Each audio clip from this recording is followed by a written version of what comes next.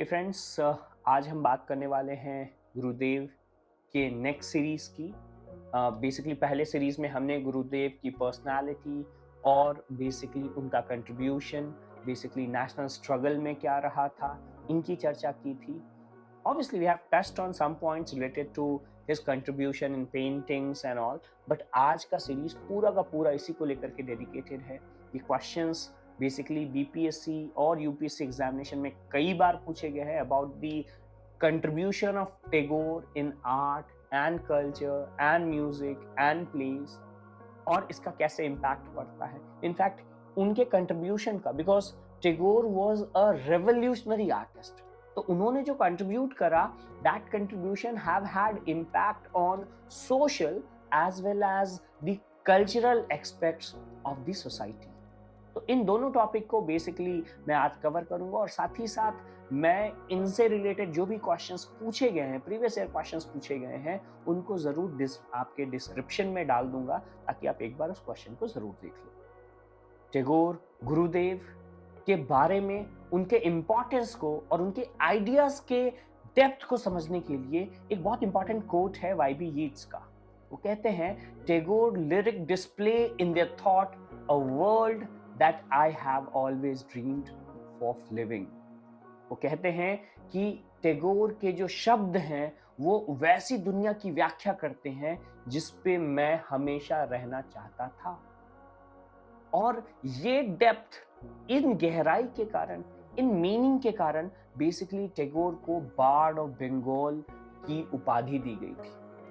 Tagore was a revolutionary figure in Bengali literature, music and art.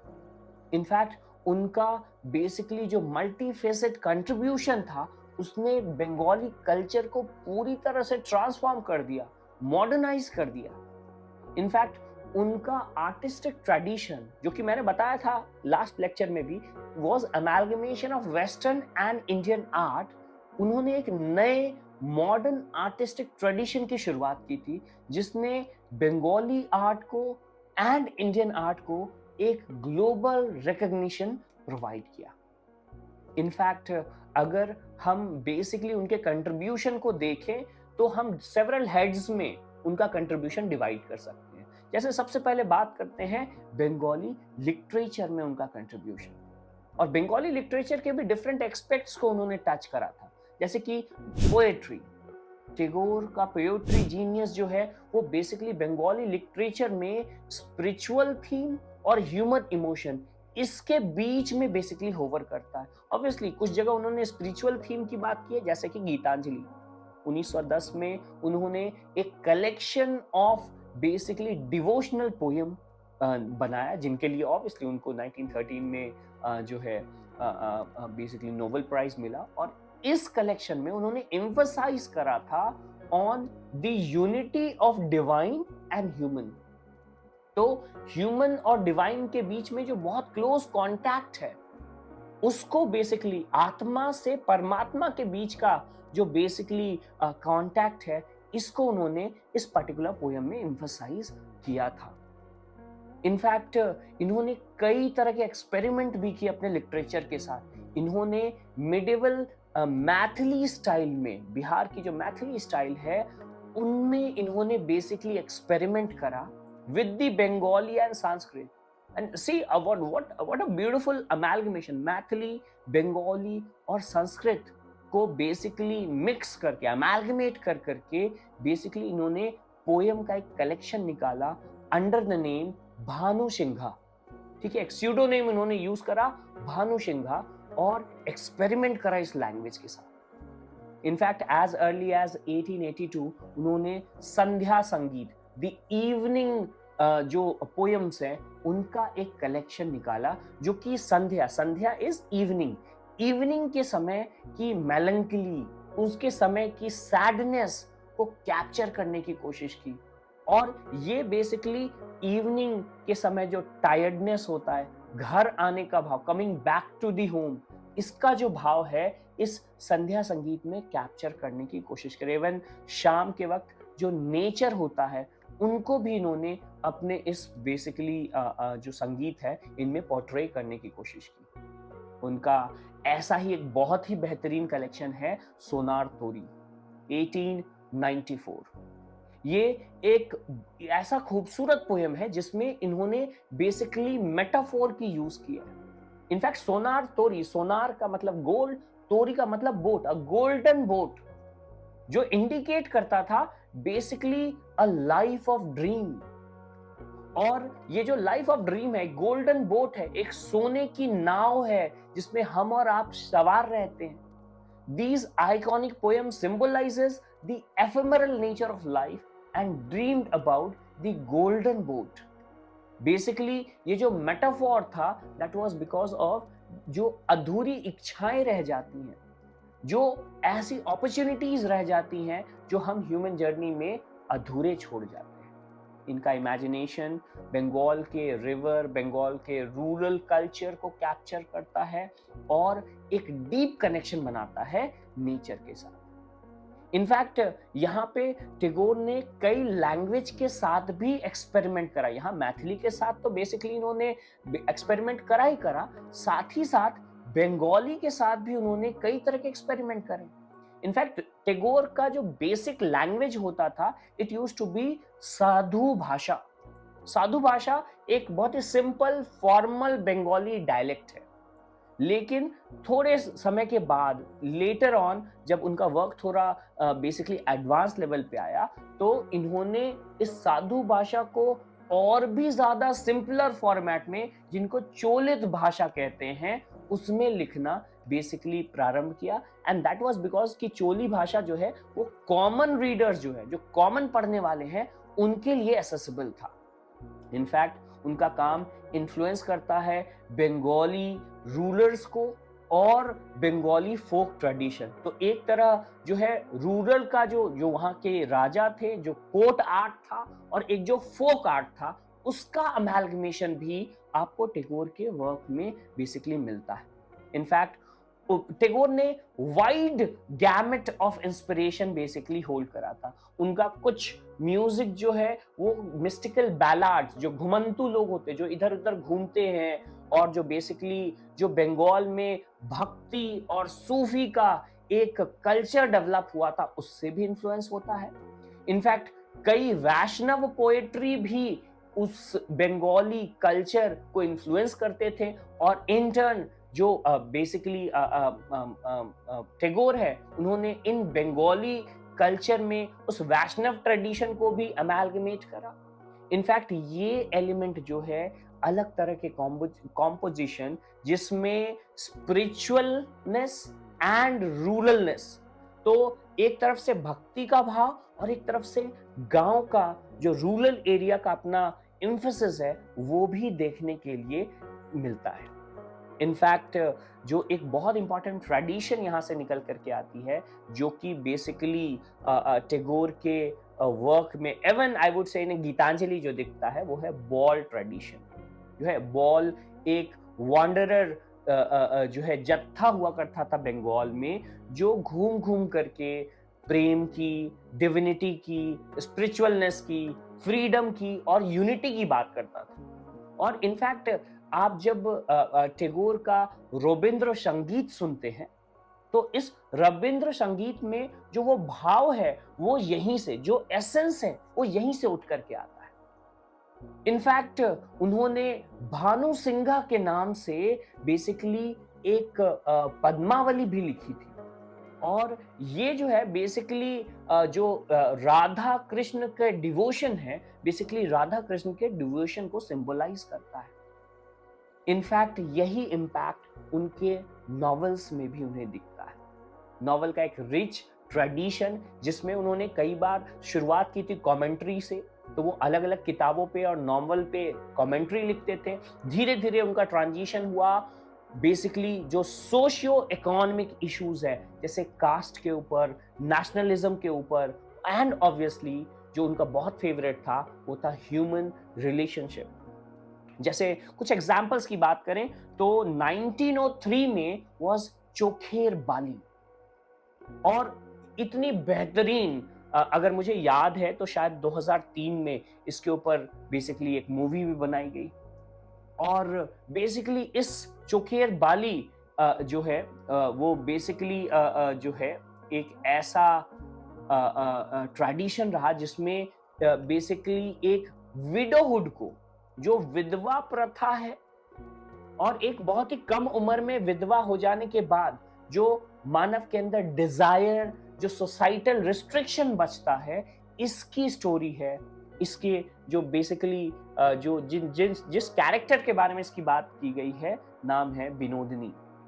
And Avon Netflix में भी ये series आप देख सकते हैं। राधिका आप्टे ने, इनफैक्ट मैं मूवी से ज्यादा 2003 की जो मूवी है उससे ज्यादा बेहतरीन जो है प्रेजेंटेशन नेटफ्लिक्स में विनोदनी और जो है बेसिकली चुखेर बाली आपको देखने को मिलता है। राधिका आप्टे ने प्ले किया। ऐसा ही एक कंट्रीब्यूशन है उनका गोरा। बेसिकली 1910 के आसपास जो है ये बेसिकली आया था, और इसमें कॉलोनियल बैकड्रॉप में उन्होंने जिस क्वेश्चन किया है नेशनलिज्म को और रिलीजियस ऑर्थोडॉक्सी को। देखो, टैगोर का जो लिखने की शैली होती थी ना, वो हमेशा दो टॉपिक को मिक्स करने की कोशिश करते थे। तो एक तरफ विडोहुड, एक तरफ डिजायर, क्या मिला मिक्स कर दिया, और क्या मिला आपको मिलता है बेसिकली चोखेर बाली। दूसरे तरफ कॉलोनियलिज्म और in the backdrop of nationalism और ऑर्थोडॉक्सी, तीनों को मिक्स कर दिया। एक तरफ कॉलोनियल इंडिया, एक तरफ नेशनलिज्म और एक तरफ ऑर्थोडॉक्सी, इन तीनों को मिला दिया और बनाया गोरा। इसमें जो प्रोटैगनिस्ट होता है, जो इसका मेन कैरेक्टर होता है, वो अपनी सेल्फ आइडेंटिटी, वो कॉलोनियलिज्म में और नेशनलिज्म में अपनी सेल्फ आइडेंटिटी खोजता है। इनफैक्ट इन्होंने एक 1916 में एक किताब लिखी जो अलग अलग लैंग्वेज में भी बेसिकली ट्रांसलेट हुआ, बेसिकली गैर बारे, the home and the world. और बेसिकली जो है इस पर्टिकुलर जो एक्सट्रैक्ट था उसमें इन्होंने क्रिटिक जो है बेसिकली स्वदेशी मूवमेंट का जो है, और एक्सप्लोर करा complex dynamism of nationalism, gender and modernity. तो नेशनलिज्म का और नेशनलिज्म में जो जेंडर रोल्स है मेल्स और फीमेल्स में, और उस कॉन्टेक्स्ट में जो मॉडर्निटी, बिकॉज जो वेस्टर्न इन्फ्लुएंस में हम आ रहे थे उससे मॉडर्निटी का एलिमेंट भी ऐड हो रहा था, उसकी भी चर्चा इन्होंने बहुत ज्यादा की है। इनफैक्ट चतुरंगा 1916 अगेन, इसमें इन्होंने फिलोसॉफिकल आइडेंटिटी की बात की है, मोरालिटी की बात की है, स्पिरिचुअलिटी की बात की है, और बात की है ह्यूमन डिलेमा की। इनफैक्ट इनके शॉर्ट स्टोरी के कलेक्शन भी इसी थीम पे बेसिकली होवर करते हैं। इन्होंने शॉर्ट स्टोरी का एक बहुत रिच ट्रेडिशन डेवलप किया, जो कि बंगाली कल्चर में पहले जरूर हुआ करता था, बट बीच के फेज में ये काफी शांत हो गया।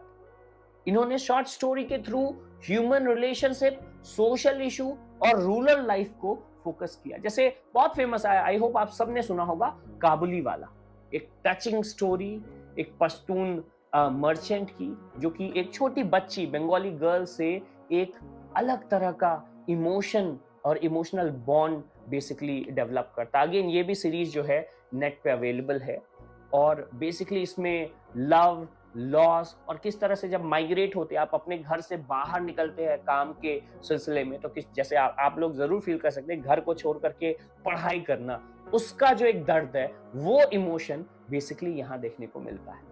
इनफैक्ट इन्होंने एक और बेसिकली इनकी शॉर्ट स्टोरी थी पोस्ट मास्टर, जिसको रूरल बंगाल में बेसिकली इन्होंने बहुत ही खूबसूरत तरीके से बेसिकली जो है रिप्रेजेंट करा है, जिसमें बेसिकली एक रूरल पोस्ट मास्टर, एक विलेज गर्ल जिसका नाम था रतन, उनके बीच में जो पोस्ट मास्टर होते हैं और वो शहर से आए होते हैं, और एक विलेज गर्ल, इनके बीच का कन्वर्सेशन होता है, इनके बीच का बॉन्ड दिखाया जाता है। और यहाँ डुअलिटी दिखाने की कोशिश की है कि गांव में रहना और शहर में रहने के बीच में जो बेसिकली एक डुअलिटी है, उसको रिप्रेजेंट करने की कोशिश की है पोस्ट मास्टर ने। इनफैक्ट इन्होंने कम्युनल टॉपिक को भी उठाया है।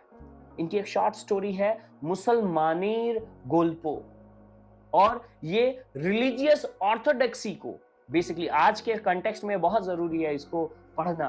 रिलीजियस ऑर्थोडॉक्सी को, जो कट्टरवाद है, उसको बेसिकली डिपिक्ट करता है और दोस्ती दिखाता है। और आप देखेंगे अगेन यहाँ पे इन्होंने दो एलिमेंट टच करा है, एक विडो, एक विधवा स्त्री, और एक मुसलमान व्यक्ति के बीच में जो रिलेशनशिप है, जो फ्रेंडशिप है, एक यूनिक फ्रेंडशिप को ये बेसिकली रिप्रेजेंट करता है। हमेशा याद रखना जब भी सवाल आए, ऑब्वियसली जितने भी बेसिकली वर्क आप रविन्द्रनाथ टैगोर के कहते हैं, उनमें कई एक्सपेक्ट का अमेलगमेशन है। इनफैक्ट यही अमेलगमेशन उनके ड्रामा में और उनके प्लेज में भी दिखता है। इनफैक्ट जो थिएटर वर्क्स है उसमें मॉडर्न और जो बेसिकली एलिमेंट, जो पुराने एलिमेंट, जो एंशिएंट एलिमेंट थे, उनका अमेलगमेशन उन्होंने दिखा है। जैसे एक बहुत अच्छी बेसिकली उन्होंने वर्क लिखा है, ड्रामा लिखा है, वाल्मीकि प्रतिभा। 1881 में ये प्ले लिखा है और ये एक बहुत ही अच्छा म्यूजिकल प्ले है अबाउट दी वाल्मीकि। वाल्मीकि के बारे में आप लोग सबको पता है कि ये एक डकैत थे जो बाद में साधु बन गए। वैसे ही 1912 में इन्होंने डाकघर लिखा, और डाकघर बेसिकली ऑब्वियसली पोस्ट ऑफिस, और बेसिकली ये एक स्पिरिचुअल लिबरेशन, कैसे एक पोस्ट ऑफिस जो है एक सिंबॉलिक स्पिरिचुअल लिबरेशन का सेंटर बना एक बच्चे के लिए जिसका नाम था अमाल। नाउ इन्होंने अगेन इससे पहले एक इसी थीम को मिलाते हुए, दो ये बेस्ड था महाभारत के ऊपर, बट जो रीटेलिंग ऑफ स्टोरी है उसकी बात जो है वो बेसिकली इन्होंने करी थी, जो कि फीमेल एम्पावरमेंट पे फोकस करता था, जिसका नाम था चित्रा। 1892 में इन्होंने ये लिखा, और जो चित्रा था वो फोकस करता था जो महाभारत की एक बहुत ही एम्पावर्ड फीमेल कैरेक्टर है चित्रगंधा। नाउ बेसिकली इन सब को अगर हम स्टडी करें तो ये एक नया ट्रेडिशन रविन्द्रनाथ टैगोर ने शुरू करा था, और इसको कई जगह पे रविंद्र नृत्य भी कहते हैं। इनफैक्ट इसको रविंद्र नाट्य नृत्य कहना, बेसिकली नाट्य और नृत्य, प्ले एंड डांस, इसका अमेलगमेशन दिखा। जो टैगोर के डांस एंड ड्रामा वर्क थे, जैसे चंद्रालिका, जैसे श्यामा, इन्होंने पोएट्री, म्यूजिक और डांस को पहली बार एक अलग ही ब्लेंड में, एक मॉडर्न ब्लेंड में बेसिकली उस सांचे में ढाल दिया। इन्होंने इनोवेट करा परफॉर्मिंग आर्ट को बंगाल में। अब जैसे इसमें बहुत इंपॉर्टेंट है चंडालिका, चंडालिका दी अनटचेबल गर्ल्स, और इनकी स्टोरी आप लोग सबने पढ़ी है, सुनी है। बेसिकली ये शुरुआत में ये जातक कथा से निकल के आती है, और प्राकृत में जिसमें गौतम बुद्ध से भी रिलेट करता है। ये स्टोरी है एक अछूत लड़की की, अनटचेबल गर्ल की, और उसके क्वेस्ट, उसकी डिग्निटी की, उसके सेल्फ वर्थ की, और इस बात की कि वो एक्नॉलेज हुई बुद्धिस्ट मॉन्क के द्वारा।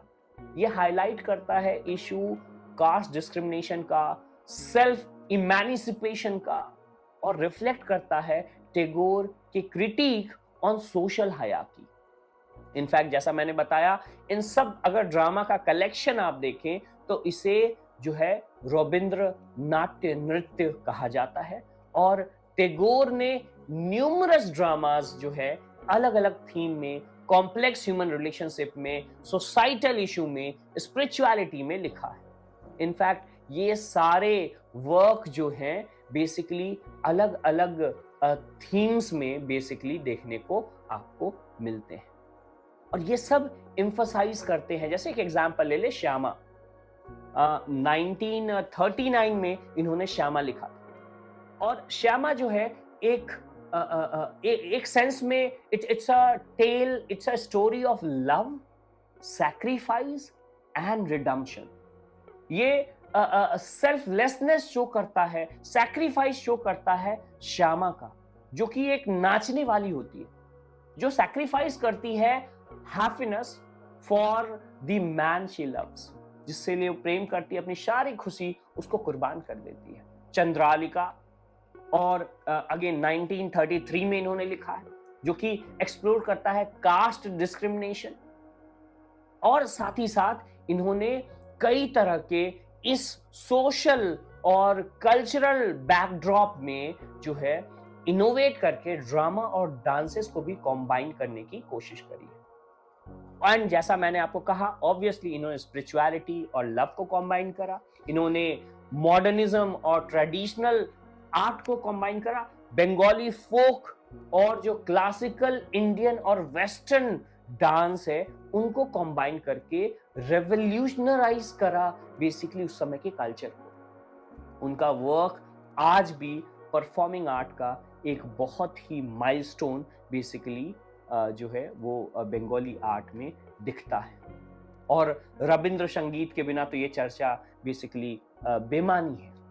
टैगोर ने लगभग 2230 जो है सॉन्ग्स को कंपोज करा, जिनमें से लगभग 2000 से ज्यादा तो रविंद्र संगीत की कैटेगरी में आता है, जिसमें उन्होंने बंगाली फोक ट्रेडिशन और हिंदुस्तानी क्लासिकल ट्रेडिशन, जिसमें से भी खास ठुमरी है, जो ठुमरी बेसिकली स्टाइल है, उसको उन्होंने शामिल करी। इनफैक्ट ठुमरी स्टाइल से इन्फ्लुएंस उनके बचपन में ही उन्हें दिखता था।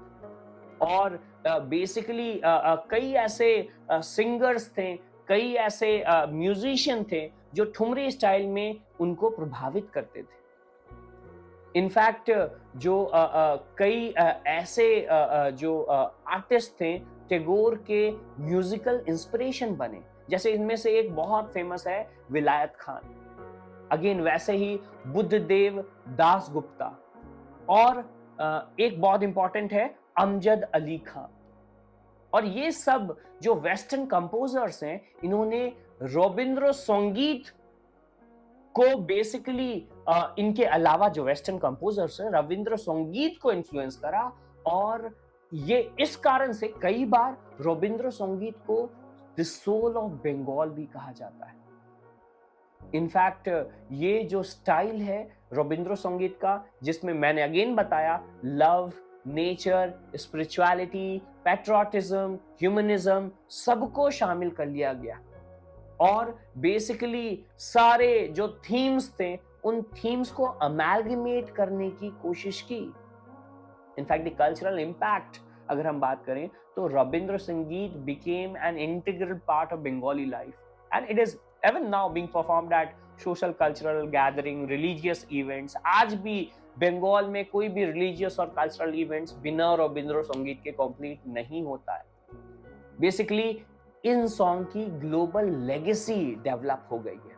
ऑब्वियसली मैंने प्रीवियस लेक्चर में भी मेंशन करा था जनगण मन या अमार सोनार बांग्ला, जो बेसिकली इन्होंने लिखा था। अमार सोनार बांग्ला बेसिकली स्वदेशी मूवमेंट के समय इन्होंने इसे लिखा था, और बाद में ये जो है डेवलप होता है बांग्लादेश के जो नेशनल एंथम के रूप में। इनफैक्ट जो रविंद्र संगीत है, उनकी गहराई, उनकी मेलोडी, उनकी ब्यूटी और उनका जो रेपुटेशन है, वो टैगोर को शेक्सपियर ऑफ इंडियन लिटरेचर की उपाधि देता है। मॉडर्नाइजेशन ऑफ बंगाली आर्ट और पेंटिंग्स भी टैगोर को वैसे ही एक यूनिक पोजीशन पे ला करके देता है। जैसा मैंने प्रीवियस लेक्चर में बताया, पेंटिंग इन्होंने बहुत ही अपने अंतिम समय में शुरू करा था। तो 1924-25 के आसपास इन्होंने पेंटिंग डेवलप करा, और पेंटिंग में इंटरेस्ट होने के साथ ही ये एक यूनिक और abstract style, because usually abstract style उस समय इंडिया में बहुत ज्यादा फेमस नहीं था। ऐसा कहना would not be an exaggeration कि एब्स्ट्रैक्ट स्टाइल जिसमें बोल्ड स्ट्रोक्स का यूज किया जाता था और सररियल फॉर्म्स का यूज किया जाता था, टैगोर ने ही शुरू करा। उनकी पेंटिंग्स ने ह्यूमन फेस के अलग अलग डायमेंशन को कैप्चर करने की कोशिश की, नेचर को, एब्स्ट्रैक्ट इमेज को, और बेसिकली उनका थीम जाता था एम्फसाइजिंग फ्री एक्सप्रेशन। टैगोर के आर्ट कन्वेंशनल एस्थेटिक को चैलेंज करते थे, जो कन्वेंशनल आइडिया ऑफ आर्ट है उसको चैलेंज करते थे, और इंटरनेशनल और मॉडर्न जो आर्ट है उसके तरफ बढ़ते थे। इनफैक्ट इन्होंने इंडियन आर्टिस्ट को एक ब्लूप्रिंट प्रोवाइड करा to get connected with the international art form. जो एक गैप था, इंडियन आर्ट फॉर्म जो बहुत ट्रेडिशनल था, इंटरनेशनल आर्ट फॉर्म जो बहुत मॉडर्न था, इसके बीच के गैप के भरने का काम टैगोर ने करा है। और ऑब्वियसली इसका इन्फ्लुएंस लेटर फेज में जो है इनके contribution to science and philosophy पे भी पड़ा है। इनफैक्ट बेसिकली साइंटिफिक थॉट्स जो थे बेसिकली टैगोर के तब ज्यादा डेवलप होना शुरू हो गए जब इनकी मुलाकात एल्बर्ट आइंस्टाइन से हुई। और एल्बर्ट आइंस्टाइन से एट लेंथ इन्होंने नेचर के ऊपर और रिफ्लेक्टिव साइंस के ऊपर बात की, साइंटिफिक टेम्परामेंट की बात की, और बेसिकली इन्होंने कुछ किताबों में भी इनका वर्णन किया। एक किताब है तिन संगी, और तीन संगी मतलब तीन पिलर्स, तीन चीजों का साथ। और ये तिन संगी का मतलब होता है combination of science, spirituality and literature. इन्होंने बोला साइंस, स्पिरिचुअलिटी और लिटरेचर, अगर ये तीनों संग आ जाए तो ह्यूमन कॉन्शियसनेस जो है, जो मानव का जो अपना सोचने की क्षमता है, वो बेसिकली बहुत ऊपर तक चली जाएगी। इनफैक्ट यही आइडिया जो था बेसिकली विश्व भारती यूनिवर्सिटी, जिसमें इंटरडिसिप्लिनरी स्टडीज और एजुकेशन का अप्रोच उन्होंने अपनाया था, उसका बेस यही तिन संगी से निकल के आता है। इनफैक्ट ये जो पूरा का पूरा ट्रेडिशन था, that was unparalleled in Bengali culture and literature. In fact उनका म्यूजिकल जीनियस रिफ्लेक्ट करता है aspiration, struggle and spirituality of the general mass, जो बंगाल में इन्होंने देखा और जो यर्निंग देखी वहां के रूरल पीपल में, उसको रिफ्लेक्ट करता है। उनका work intrinsic part of Bengali identity, a part of Bengali identity which was basically never seen, जो कभी देखा नहीं गया, छिपा हुआ था। इनफैक्ट जैसा मैंने बताया, ह्यूमन रिलेशनशिप को उन्होंने ऑब्जर्व करा, और अलग अलग ह्यूमन रिलेशनशिप को, जैसे अगर मैं एक लिस्ट बताऊं, जैसे लव के इमोशन को उन्होंने चोखेर बाली में या श्यामा में बेसिकली एक्सप्लोर करा। Shyama obviously was also about jealousy and sacrifice. इन्होंने फ्रीडम और जो आइडेंटिटी, सेल्फ आइडेंटिटी के थॉट्स को एक्सप्लोर करा गोरा में। इनफैक्ट स्पिरिचुअलिटी पूरा का पूरा गीतांजलि। और अगर मैं सोशल रिफॉर्म की बात करूं तो जैसे प्ले लाइक चंडालिका या घेरबेरा, ये जो था ये बेसिकली सोशल नॉर्म्स को चैलेंज करता था। इन सब के बावजूद भी टैगोर को क्रिटिसिज्म बेसिकली सहना पड़ा। उन्हें क्रिटिसाइज किया गया कि उनका आर्ट जो है बहुत इलीट है, और जिसको इलिटिज्म कहते हैं, बेसिकली इसके विषय में जो है कहा गया कि उन्होंने जो हार्श रियलिटी है इंडियन फ्रीडम की, उसको नहीं दिखाया। इनफैक्ट वो इंडियन फ्रीडम को बहुत अच्छे तरह से चित्रित नहीं किए अपने बेसिकली आर्ट में।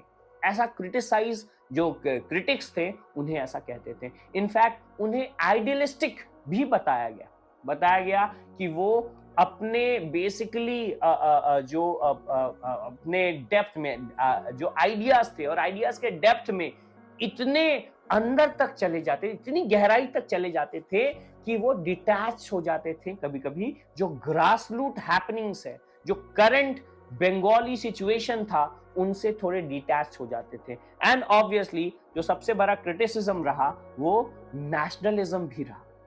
जो नेशनलिज्म के डिबेट थे और उनको भी बेसिकली क्रिटिसाइज किया गया, और नेशनलिज्म के डिबेट को बेसिकली इस तरीके से कहा गया कि जो टैगोर ने कलोनलिज्म को तो क्रिटिसाइज किया है, बट साथ ही साथ जो एग्रेसिव नेशनलिज्म को क्रिटिसाइज किया है, उनसे कुछ लीडर्स, स्पेशली जो बाल गंगाधर तिलक जैसे लीडर्स हैं, वो उनसे खासा नाराज थे। लेकिन इन सारे क्रिटिक्स के बावजूद भी टैगोर का जो यूनिवर्सल विजन था, जिसके लिए उन्होंने बेसिकली पूरा का पूरा उनकी जो लाइफ स्टोरी है, वो उन्हें आज भी बेसिकली रेलेवेंट बनाता है। आज पूरी दुनिया में रविन्द्रनाथ टैगोर को एडमायर किया जाता है, और उनकी गीतांजलि एवन जो है उनके अलग अलग जो मैग्नम ओपस हैं, उनको बेसिकली देखा जाता है। इनफैक्ट महात्मा गांधी ने उनकी इसी गहराई को देख करके टीचर्स ऑफ द टीचर, गुरुदेव की उपाधि इनको दी।